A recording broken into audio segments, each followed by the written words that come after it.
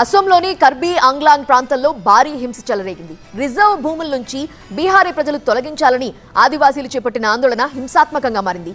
రాళ్ల దాడిలో 40 మంది పోలీసులకు తీవ్ర గాయాలయ్యాయి. ఆందోళనకారులు ఇళ్లకు, వాహనాలకు నిప్పు పెట్టారు. వేర్పాటువాద హింసకు మారుపేరుగా నిలిచిన అస్సాంలోని కర్బీ ఆంగ్లాంగ్ జిల్లా మరోసారి హింసాత్మక ఘర్షణలకు వేదికైంది. ఈసారి రిజర్వ్ భూముల్లో బీహారీల నివాసాన్ని వ్యతిరేకిస్తూ స్థానికులు రోడ్డెక్కారు. వారు చేపట్టిన నిరసన ప్రదర్శన అదుపు తప్పి ఆస్తుల విధ్వంసానికి దారితీసింది.